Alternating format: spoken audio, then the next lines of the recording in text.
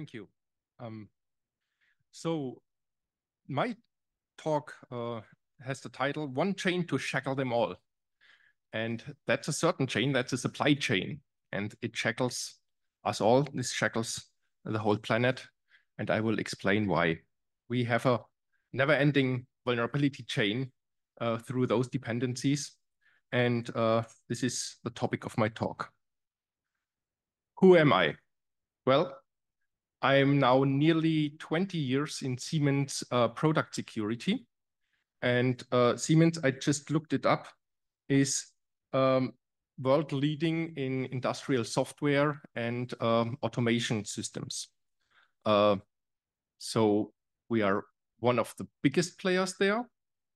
And I am working 20 years for product security. So that's really something, a huge mountain of experience that we got here. And I want to thank my team, which I'm heading right now, because we managed to handle over 10,000 products. And we found 1,000 vulnerabilities that we could basically handle and announce last year. So make up a Excel sheet, right, with 10,000 columns and 1,000 lines, and we could point out each field in this Excel sheet, which product is affected by what vulnerability. And that's something we are quite proud of. But the number of vulnerabilities is rising. If you look at this graph, that's from vulnerabilities or from MITRE, where you see how the number of vulnerabilities goes up and up and up every year. The last two columns, be a bit careful. Column for year 2024 is of course not complete. This is the short column over there. And we linearly estimated that this planet will see 40,000 vulnerabilities, 40,000 CVEs this year alone. We just breached the 30,000 level last year, and this year it will be 40,000. That's not good, and it's going up and up. Another thing in the graph that you see is a huge jump from 2016 to 2017. Does anyone have an idea why this jump is occurring? We had suddenly basically a doubling of vulnerabilities on this planet. Anyone know? Sorry? Yeah. Was this automation? Yeah. It was basically MITRE automating the handling of CVEs. So in the years before, you basically saw a stagnation, a ceiling where they manually handled the stuff. And from 2016 to 2017, you have this jump when they introduced automation. And automation is one key player in vulnerability handling. And I will explain why in a minute. Yeah, so how to cope with 40,000 vulnerabilities a year? Automation is one of the big things. So CSAF is a major pillar of how to communicate vulnerabilities from vendor to customer. Also CVE JSON 5.0, very good format. Don't render it and make a human readable version out of this. This is supposed to be machine readable and machine processable. We heard about the SBOMs from Schneider Electric in the last talk. This is also very important for automation. And VEX. But when you now think about getting an overview, so getting advisories out, which products are affected by which vulnerabilities, and get a VEX out, which products are not affected by these vulnerabilities. You are basically striving for a so-called Excel sheet with 40,000 columns and the amount of, let's say, 10,000 products. When you, as Siemens, we probably have 40,000 products out there. So if you want to set up an Excel sheet of all vulnerabilities and all products, and you take 5 minutes to fill out each field, you are going bankrupt. This does not scale. Even if you take 5 minutes for each assessment, take out your calculator, put in the numbers, and you will realize you have to pay your people minimum wage and you still go bankrupt. Yeah. So this is not an option to manually set up this Excel sheet, let's say. Yeah. So we need automation, and some people say we need prioritization. So we are talking about CVSS 4.0, which was recently introduced.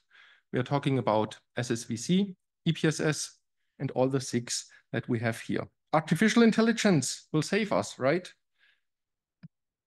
So we get 20% more vulnerability each year, and we say, this will be fixed with automation and AI, and no, it will not. One of the reasons, so I will give you 2 reasons for this. The first issue is the supply chain, software dependencies. Bottom line here is the vulnerabilities live along the supply chain. They change along the supply chain, and this will add complexity that we cannot handle today. The supply chain is seen like this by many stakeholders here. So CVSS, for example, is seeing a base core. And then when you put it to the consumer, there's an environmental score for it. Lawyers see it like this, where you have a vendor and a customer, yeah, and you have a certain obligations between those two. Everybody is seeing those 2 instances where I sell something to you. SSVC, different lawmakers see it like this. If you see current laws going on, you always see the obligations of the vendor and the rights of the consumer. However, the supply chain is not consisting of 2 hops, but, well, let's look at a supply chain that everyone can relate to. So we have a library that does compression, setlib. This library is used by another library, OpenSSL, which is used for encryption. This library is then used by the Apache web server, which is used for communication. And this communication web server is used by the Linux distribution of your choice. And this goes into a operating system of a PLC, of a embedded device. Yeah. This embedded device is then used in a machine controller. The machine controller is used in a robot controller. The robot controller will later paint cars in a manufacturing system. So that's a supply chain that consists of more than just 1 hop. It consists of many hops. And people underestimate this. So what we see is a certain symmetry here. You are on node number n. Let's say you are n, yeah? Then you have a upstream dependencies, your suppliers that give you some libraries, some software that you are using, that you are buying, that you are downloaded from the internet. This is the SBOM topic that we heard in the last talk about. So you have a n-1 problem. You need to get this data from your upstream people. If you get this data, if you get the vulnerabilities, let's say Log4j or Heartbleed or whatever, if you receive this information, you have an N problem. You have to fix it yourself. You have to look into your software and realize, what does this mean for my product, for my infrastructure? You have an N problem. And then you have the N+1 problem. You have to communicate downstream. This is used in security advisories, and many people know about downstream. Yeah, we don't want to communicate downstream that well, right? We want to have everything, every detail from upstream. I want to have this, I want to have that, I want to have every detail. But when it comes to passing this information on downstream, people get more careful, and they say, well, we don't need to communicate everything. And that's, of course, not good. And that's a problem that appears on every hop on the supply chain. Nobody's in the beginning of the supply chain. Everyone has some dependencies that he takes. And nobody's at the end of the supply chain. Everybody has some customers who are interested in data. So everyone is in the middle of the supply chain. Everyone has the same problems. Upstream, himself, downstream. This is a symmetry. But we also have asymmetric problems in the supply chain. One asymmetric problem is if a vulnerability occurs in one piece of software, let's say on the left side, setlib or any library upstream. On the same day, it could be or could not, you need to analyze this, that all downstream products are affected. So Log4j was notorious for this. It was really, if you had it somewhere in your supply chain, chances were really, really high that it was exploitable, even if you were 5 products on the right side of it. At the same time, so when we have the vulnerability today, it could happen that everyone is affected downstream. And that's a problem. Because when upstream, someone makes a patch, I made a little red patch here on the first node. It takes some time for him to get this patch. And normally the second hop also needs some time to take a patch. And this time delay is an asymmetry because the vulnerability just propagates through the supply chain instantly. And the fix is not propagating instantly. So what could happen is this. This is a slide I will talk longer. In the first line, you see 3 months, 1 month, 6 months. You see different stakeholders along the supply chain take different times to fix a certain vulnerability from upstream. And it takes, in this example, more than 2 years for the patch to reach the end of the supply chain. 2 years. Does anyone still fix vulnerabilities from 2022? This is basically too late. So the time that is needed for fixes to propagate along the supply chain is too long. And I really do not have a good solution for this. But the problem should be clear. The problem is that propagation of fixes, patches, even if you are a quick team, if one of the teams says we are the quickest in the game, yeah, well done. This helps nothing because the others are slower. The second line, you see different CVSS scores. We see this frequently, where, for example, setlib would rate a certain vulnerability as a local exploit. There is no network involved. It's a vulnerability in the operation or in the compression of a certain data. Yeah, that's a local exploit. put this vulnerability into OpenSSL and it might become a remote exploit. Put it again into some dishwasher machine and it's local again. Yeah. So the values go up and down, and every single party in the supply chain might or might not come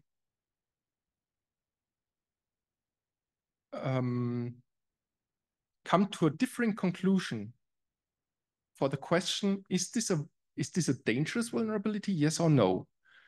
So some will say, yes, it's dangerous, and they will come out with a fix very quickly. And 2 hops downstream, they might come to another conclusion and say, in our environment, this vulnerability is not very critical, and they take their time or don't fix it at all. Now to the last line. This is the probability of a fix. I know nobody who fixes all of their vulnerabilities. So I took a very, very positive view on that everyone along the supply chain patches with 90% probability. This is a very high level of patching probability. Yeah. Problem is, if you concatenate those to each other, then you have 81% on the second hop, and in the hops on the right side, you have less than 50%. So more than half of the vulnerabilities are getting patches for the people on the right side. So if you're an OT person operating a power plant, operating industrial control system, operating I don't know what, yeah? If you're on the extreme right side, you realize the patches take years to come. They take literally years to come. We get patches from 2021 today. Yeah, thank you. If they come at all, more than 50% of the vulnerabilities are never patched on the right side. They are lost somewhere along the supply chain.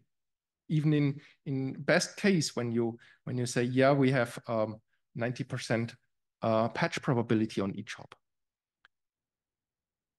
So when you were asking yourself, why do they still operate Windows 7 and Windows XP on the right side? Why do our power plants run on such old operating systems? Yeah, I think they have given up. They have given up. They have lists of open vulnerabilities. They have their Excel sheets with 40,000 CVEs open and no patches coming. And it's not the fault of any single hop in the line. Yeah, that's basically sad. So patches all the way, you get nothing. Nothing. Nothing arrives on the right side. And when you think that was sad, I have an even sadder problem here. I'm not sure if everyone is aware of the exponential growth of the chessboard with the rice corns. So let me tell this story. The guy who invented chess game got called to the king, and the king said, this game is so fabulous. You can make one wish and I will fulfill it. And he said, well, put 1 rice corn on the first field, then double on every other field. Yeah, so 2 on the second, 4 on the third. So it's he would need 2 to the power of 64 rice corns, and all of the caches of the king were not enough to provide for this. I read on Wikipedia that humanity cultivated as much rice in its history as it was needed here. So exponential growth just kills everything. If you have finite resources, and we all have finite resources, my ProductCERT team is finite. I cannot double each year. Yeah. I have not the funding. You will be exhausted by exponential growth. And this is what happens here. Because the supply chain does not look like this. This is the most simple simplification. It more or less looks like this.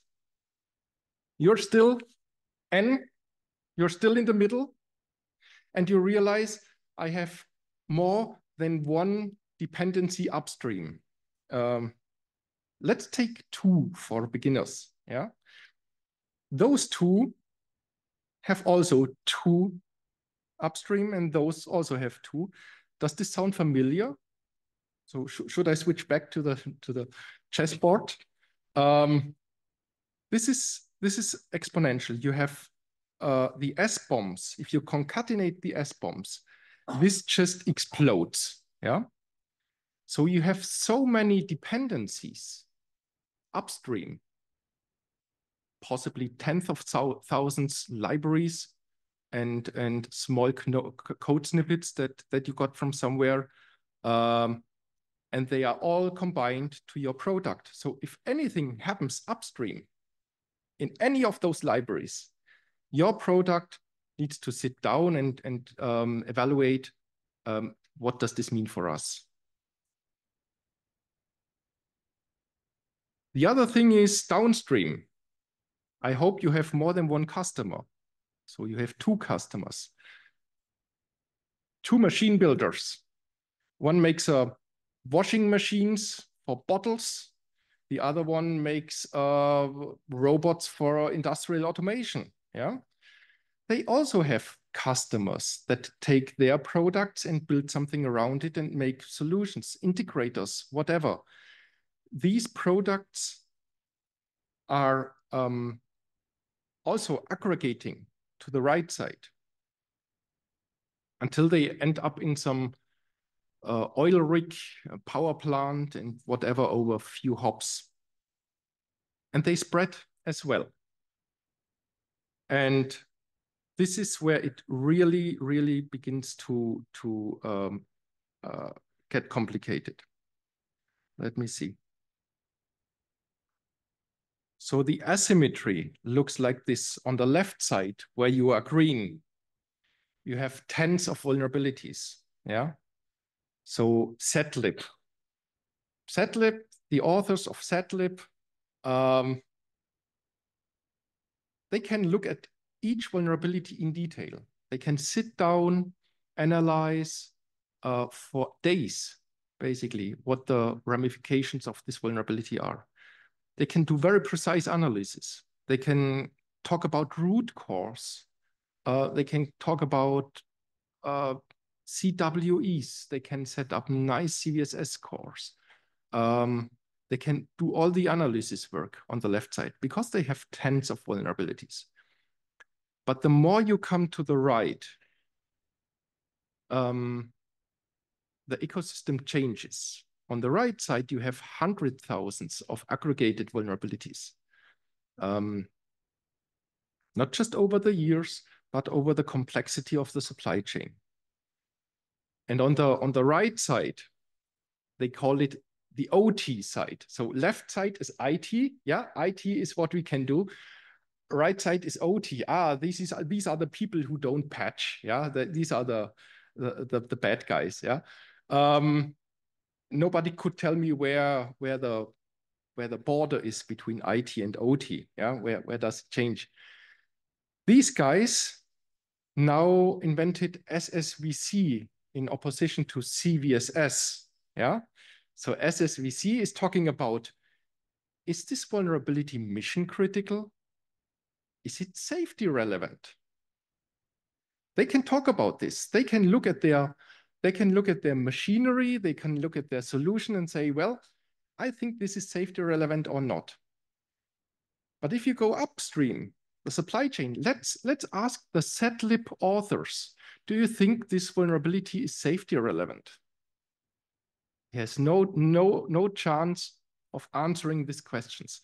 So they got the safety flag into CVSS 4.0 recently, but I don't think ZLib authors or OpenSSL authors will ever be able to answer that one. Yeah, that's purely on the right side of the supply chain. And so these people cannot talk to each other. All tools break somewhere along the supply chain. So when you say we have CVSS for a unique methodology to estimate the criticality of a vulnerability, yeah? No, it doesn't work. The ZLib authors have a certain view on CVSS that might already break in the next hop when OpenSSL puts some networking functionality into this. It may break on every hop, and on the most right side, you have no use for CVSS cores anymore. They describe something that is of no value for your infrastructure, for your world. And if we want to tackle that problem, we need always to think about supply chain.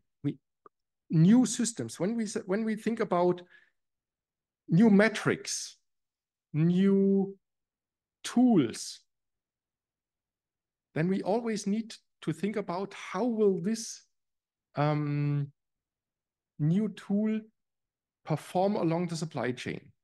Because it does not help if we invent something that is very good for the OT environment, but the IT environment cannot fill it with data. Or if we have something with from the IT environment, which is completely useless for the OT. So that's more or less my problem description.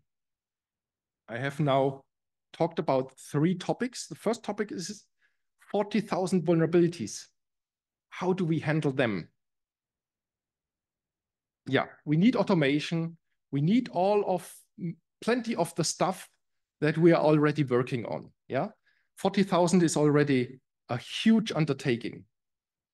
And if we spend 5 minutes on each vulnerability for each product, we have already lost. We need to get quicker and more automated there. That was the first part.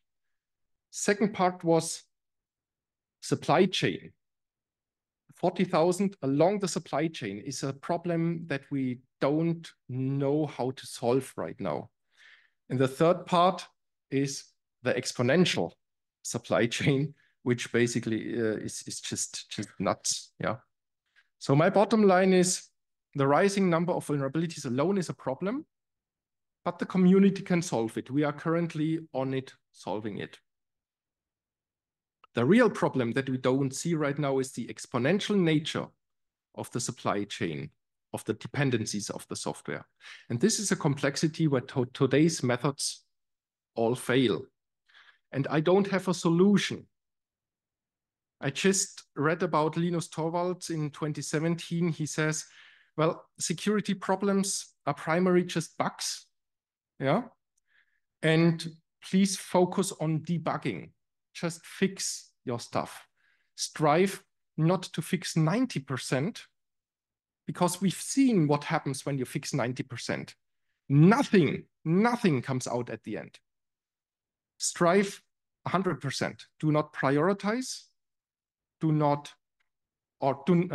spend money in prioritizing. So a colleague of mine, he got €1 million from his boss, and he said, you can now take this money and make a better CVSS or make a better prediction, which of the vulnerabilities are important, so that we can fix less, but more precisely the important ones.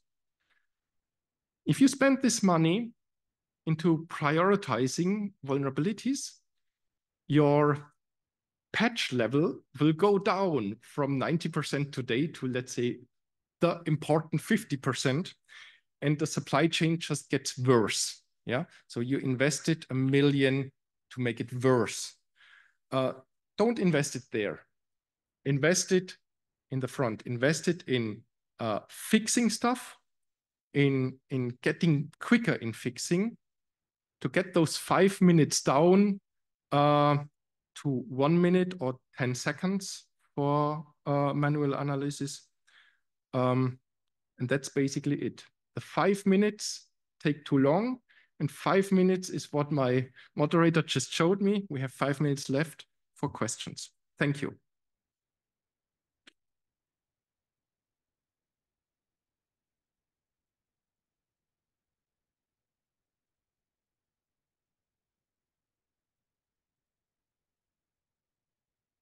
Thank you for your talk. About the prioritization at the last slide. So at the end of the chain, let's say when we have a helicopter or an oil and gas platform, you only have every 7 years, a couple of days to patch. So you're at the end of the pipeline, and in 5 days, you cannot patch these 40,000 vulnerabilities. So prioritization is what I have to do. So in your statement, do you mean that you want people to shift left and fix them as the writers of code? So that, when you scan your systems, you have static code analysis, dynamic code analysis, runtime application scan, whatever there is, so you don't create these bugs. I mean, in some cases, they will still be found because will always be 0 days. But is that the message? Because I cannot fix 100% in OT systems at the end of the line. Of course. So shift left is basically your own code.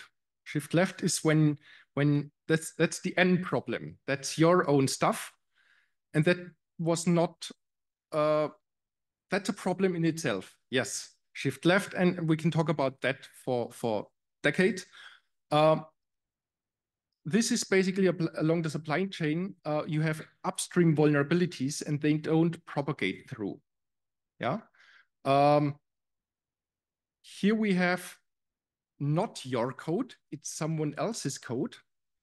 And people are very slow in reacting on upstream vulnerabilities. Especially, so Schneider talk was very good on that. When you have a CI/CD pipeline, you are very good in ingesting new vulnerabilities from new libraries from upstream and just get them in and get them out again. You are very quick. So CI/CD is possibly a good way of handling those issues. If you don't have CI/CD pipelines, if you are not ready to quickly take in updates from upstream, then you have a problem.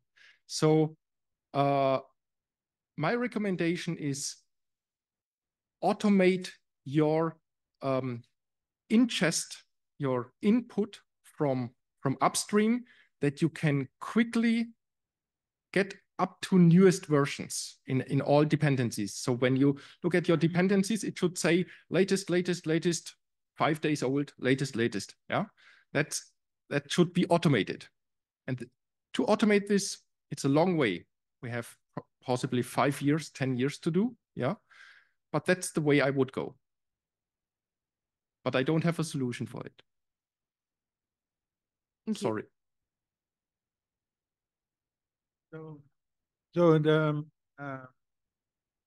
you mentioned that you have to patch all of the vulnerabilities, and you show that there are more and more vulnerabilities coming. But if we want to think about this, then we also have to look at how many exploits there are. How many vulnerabilities are really exploited? And I'm not sure whether that is also, whether that grows exponentially as well. So in my opinion, it doesn't matter if the vulnerabilities are exploitable or nah. Of course, when a vulnerability is in active exploitation, you have top priority. Yes, of course.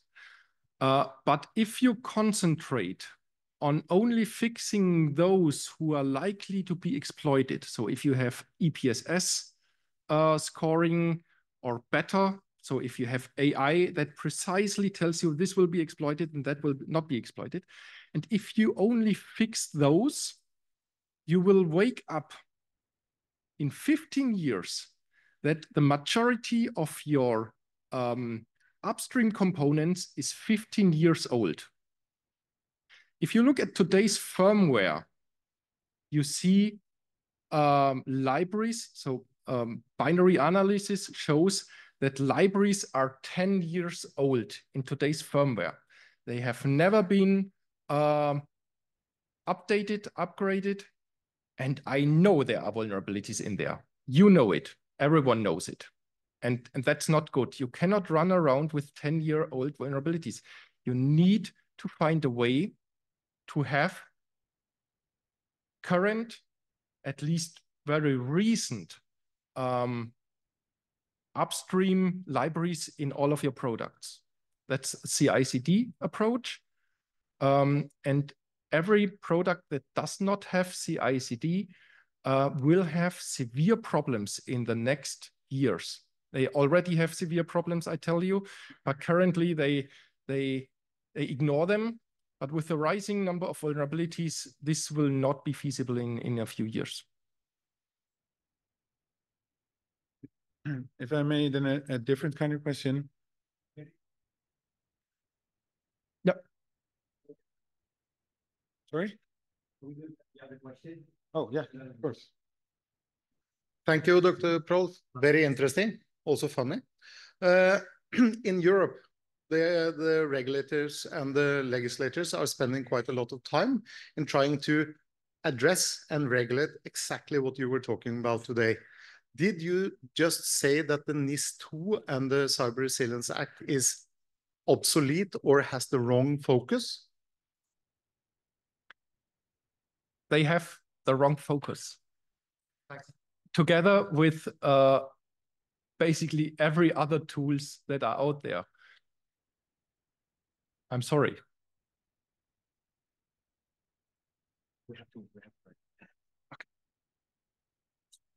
Sorry, guys, we have to wrap up the session. But if you have questions, please see Thomas and ask him all you want.